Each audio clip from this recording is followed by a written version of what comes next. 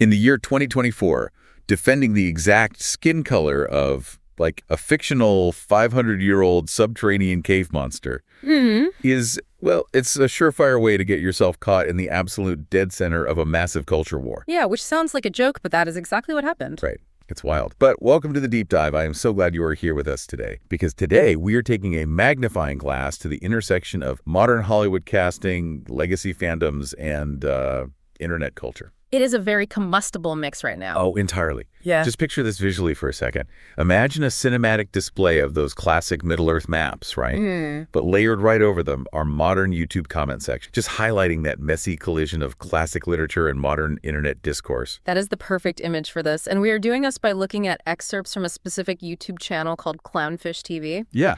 Specifically, a video they made titled, and this is in all caps, of course, "Gollum is too white." Naturally, all caps. Right, with a question mark and an exclamation point. It paints a really vivid picture of the current online culture wars surrounding pop. But, and we need to make this super clear right out of the gate, we have a crucial impartiality disclaimer for you listening right now. Yes, very important. This source we're looking at, it contains highly politically charged commentary. It touches on both left-wing and right-wing talking. So we want to be abundantly clear here. We are strictly your neutral guides today. Strictly neutral. We aren't picking sides, we aren't endorsing, and we aren't condemning the viewpoints of the original creators. Our goal is just to unpack their arguments so you can understand the actual mechanics of this cultural debate. Because the mechanics are fascinating. I mean, the quirky entry point into this whole thing is just how casual and, like, commercial the source is. Oh my God, yes. You have this fiery existential debate about Hollywood, and it's sandwiched right between ads for vintage-style Halloween mask pins. Wait, really?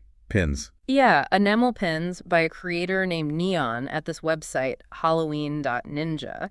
And they're plugging their Clownfish TV podcast right in the middle of discussing the downfall of cinematic. That is just the creator economy in a nutshell. Okay, let's unpack this. Before we get into the culture war stuff, we need to establish the factual base. What is the news that actually sparked this video? Right, the catalyst. So the news is a project called The Hunt for Gollum. Right.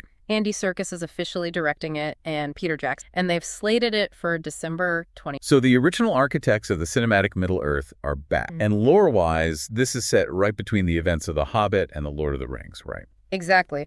It's described as this deep dive into Gollum's psychology and... Interesting. Yeah, coupled with Gandalf's burning question about the actual origin of Bilbo's ring. He's running around trying to figure out what it... But the Clownfish TV guys bring up a discarded project that I thought was hilarious. Oh, the Stephen Colbert script? Yes. There was apparently this competing script called Shadow of the Past, written by late-night host Stephen Colbert. And Colbert is... like a legendary Tolkien superfan. Well, no, he knows everything. But the source completely dismisses it. They literally call it fan fiction. Ouch. Yeah. And they note that Andy Serkis actually confirmed he is not directing the Colbert script. The commentators are just laughing at the idea, doubting Warner Brothers would ever spend $200 million on, a Colbert Tolkien fanfic. But I have to ask, is this whole Gollum movie just trying to squeeze out the last drop of toothpaste from a beloved franchise tube? Do we need this? Well, the source itself actually questions that. They're asking if the movie will be any better than Amazon's Rings of Power. Which they heavily criticize. Right. They openly admit they don't even know if the plot justifies a whole movie. One of them jokes, where is he? Oh, he's in that cave over there. Movie over. Because we already know how Gollum's story ends. But let's pivot to the controversy. Having established the movie, we get to the casting, which is the real firestorm here. Right. So this all stems from a breakdown of a BBC interview that Andy was summarized by The Hollywood Reporter. What is Serkis? Well, the BBC asked him about the casting, and Serkis acknowledges that the cast for this new film will likely resemble the, quote, nearly all-white lineup of the original Lord of the Rings films. Wow. Okay. He just said it straight up. He did. And his rationale is that Tolkien drew heavy influence from Norse and Anglo-Saxon mythology. So he basically states they will not be doing, and quote, politically correct, just casting for the sake of casting and ticking boxes. Ticking boxes. That is a loaded phrase. Highly loaded. So what's the source's read on this? Because you'd think they'd be happy he's defending the lore. They are, but it's a very cynical read. The Clownfish TV hosts argue that it doesn't even matter how progressive Serkis is real. Because he is pretty progressive. Yeah. They even note that he said being one of the few white actors on the set of Black Panther really helped him understand the minority, so he has these progressive credentials. But they argue he is committing the cardinal sin of being a white dude of a certain, and they predict activists will try to cancel him regardless of his history. What's fascinating here is how the source views modern ideological purity. It's like your past progressive credentials offer absolutely zero protection from modern back. None at all. They even randomly throw in that he directed an adaptation of Animal Farm, which they claim he quote-unquote mangled. Oh, wow.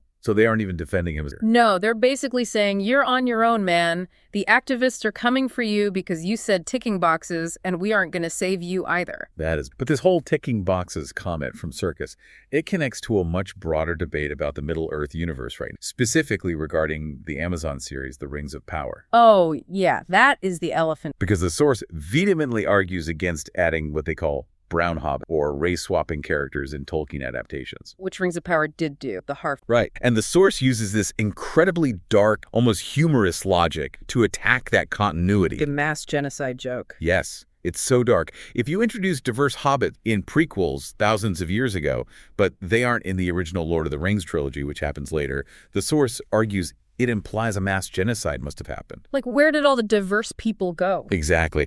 But I have to ask you, how does the source actually use this dark logistical gotcha to argue against diversity? Like, is this a genuine lore concern for them or just a rhetorical weapon against modern casting trends? I mean, it functions as a rhetorical weapon. It's a way to point out that when studios force diversity into prequels without thinking through the world building, they break the internal logic of the universe. It makes the studio look careless. Exactly. And the source traces this carelessness back to specific target academia. Really? College professors? Yeah. They highlight their frustration with academia, claiming that in the last 10 years, academic circles have basically declared Tolkien and his depictions of orcs to be racist. Oh, because the orcs are always the bad guys. Right. But the source wholly rejects that claim. They state there is, quote, zero indication of that in the text. They view it as academics just making things up to tear down classic literature.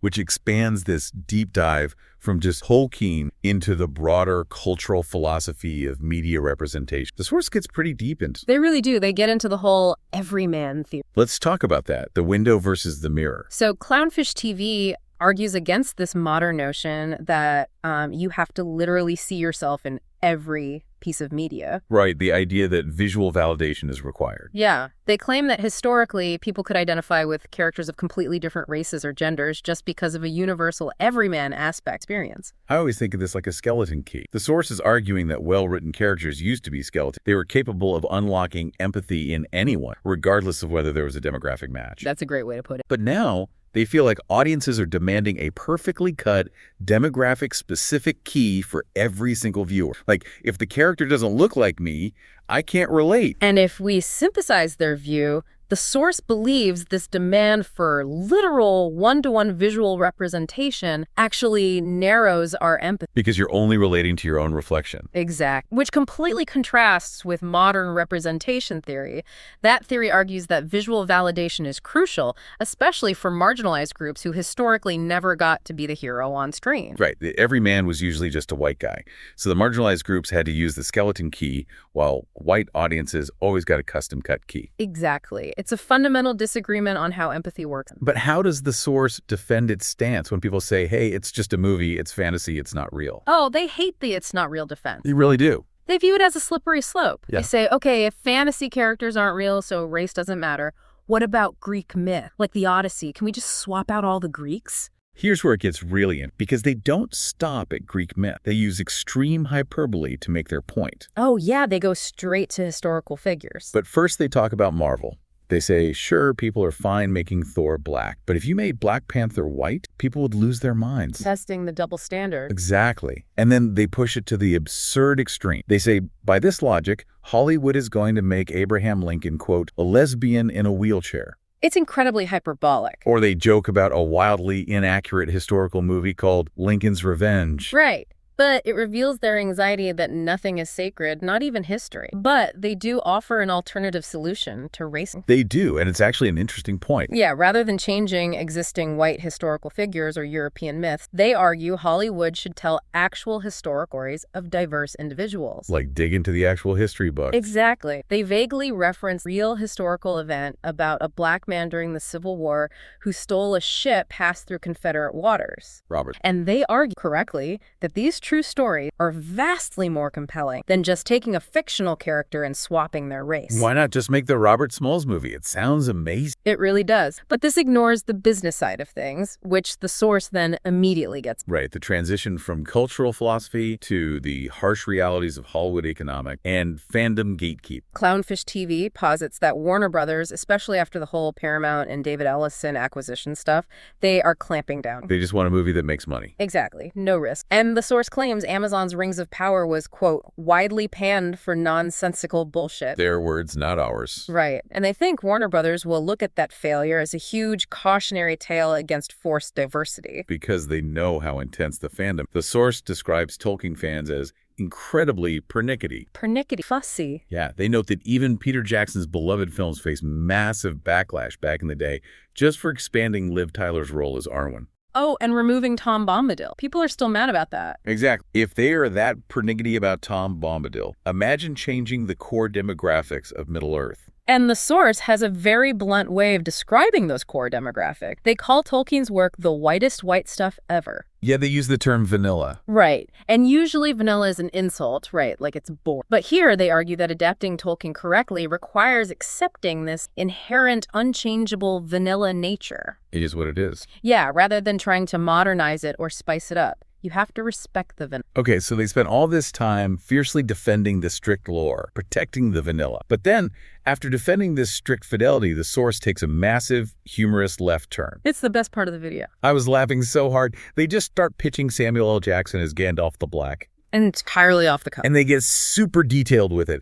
They pitch Gandalf dying, coming back not as the White, but as Gandalf the Black, and spending 2 hours just kicking the crap out of Orc. With an R-rated catchphrase. Yes. Instead of, you shall not pass, it's, you shall not pass, motherfucker. It's amazing. And their justification. Yeah. They argue he basically played a wizard in Star Wars anyway as Mace Windu, so why not? Right. But if we connect this to the bigger picture, the cognitive dissonance here is fascinating. It really is. Think about it. The exact same commentator just spent 15 minutes arguing against brown hobbits and protecting Anglo-Saxon mythology. They casually admit they would absolutely pay money to see a movie completely shattering the lore if it was an intentionally badass R-rated. So what does that say about where the line between forced diversity and just like pure entertainment? It says that for a lot of these critics, the outrage isn't just about the visual changes, it's about the tone. If a studio earnestly claims that a diverse cast is historically accurate to the lore, the fans reject it as a corporate lecture. But if they lean into the absurdity and just try to be entertaining. Exactly. If it drops the pretense and just aims to be cool, like Samuel L. Jackson fighting Orc, the lore purism goes right out the window.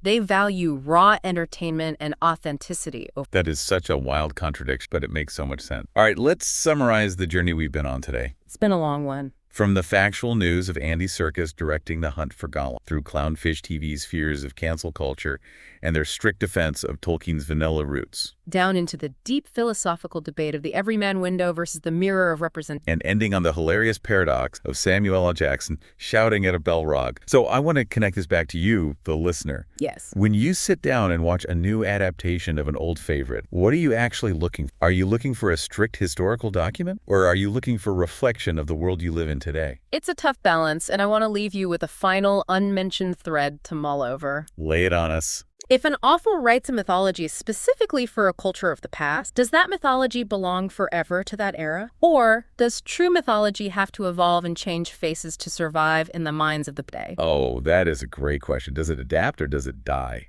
Exactly. Well, thank you for taking the plunge on this deep dive with us today. We gave you a lot to think about, and we will catch you next time.